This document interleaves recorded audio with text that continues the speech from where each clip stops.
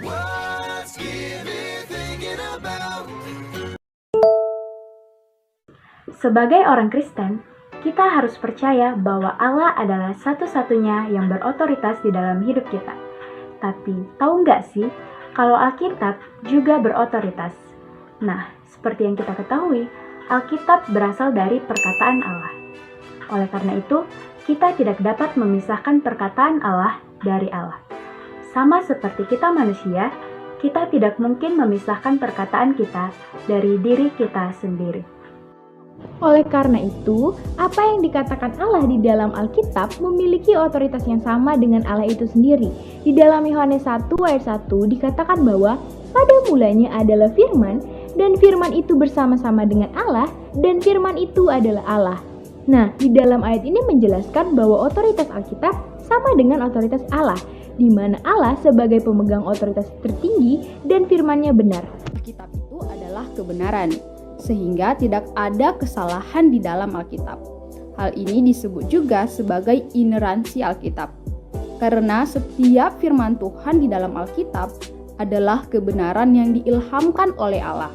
Seperti yang dikatakannya di dalam firman-Nya, pada 2 Timotius pasal 3 ayat 16, Allah berfirman bahwa segala tulisan yang diilhamkan Allah memang bermanfaat untuk mengajar, untuk menyatakan kesalahan, untuk memperbaiki kelakuan, dan untuk mendidik orang dalam kebenaran. Allah mengilhamkan firman-Nya melalui para penulis Alkitab. Seperti yang tertulis di dalam 2 Petrus 1 ayat 21, mengatakan bahwa sebab tidak pernah pesan dari Allah dikabarkan oleh hanya keinginan manusia, tetapi Roh Allah menguasai orang yang menulis pesan dari Allah. Nah, hal ini membuktikan bahwa walaupun manusia yang menulis Alkitab, hal ini tidak akan mengurangi otoritas dari Alkitab. Oleh karena itu, jangan tunggu Allah berbicara padamu dari surga, tetapi ketahuilah bahwa Allah telah berbicara kepadamu melalui firman-Nya di dalam Alkitab. Dan Tuhan tidak hanya berotoritas untuk memberitahu kita apa yang harus dipercaya dan dilakukan, tetapi dalam mengarahkan emosi kita, pemikiran kita, prioritas kita, suka dan duka kita. Artinya, firman Tuhan berwibawa dalam segala aspek di dalam hidup kita. Allah yang dipercaya oleh umat Kristen adalah Allah Tritunggal. Lalu, apakah itu artinya Allah ada 3? Tidak.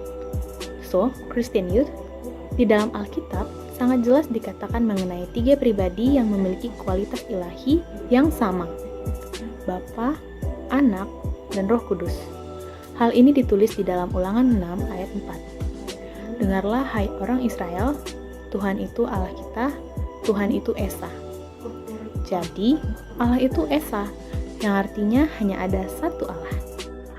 Allah Tritunggal memiliki 3 esensi di dalam satu pribadi yang memiliki karakter yang penuh kasih, seperti tertulis di dalam 2 Korintus 13 ayat 13. Kasih karunia Tuhan Yesus Kristus dan kasih Allah dan persekutuan Roh Kudus menyertai kamu sekalian. Hal ini dapat kita rasakan dalam setiap kebaikan Allah yang luar biasa di dalam hidup kita, karena Allah memiliki kasih yang begitu sempurna. Tidak hanya kasih, Allah juga memiliki intelektual yang sempurna. Di dalam Ibrani pasal 4 ayat 13, dikatakan bahwa dan tidak ada suatu makhluk pun yang tersembunyi di hadapannya, sebab segala sesuatu telanjang dan terbuka di depan mata Dia, yang kepadanya kita harus memberikan pertanggungan jawab. Oleh karena itu, tidak ada yang tersembunyi bagi Allah, dan kita tidak dapat menjangkau pengetahuan Allah. Segala sesuatu yang pada Allah adalah sempurna, sehingga Allah tidak bergantung pada apapun. Ia ada dari dirinya sendiri. Oleh sebab itu, Allah yang menjadi sumber hidup kita, kitalah yang harus bergantung pada Allah.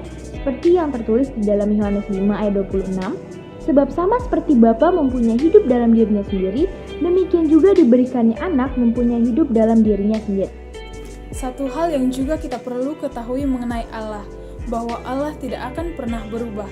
Seperti yang tertulis di dalam Mazmur 93 ayat 2, tahtamu sudah ada sejak dulu, dan engkau berasal dari yang kekal.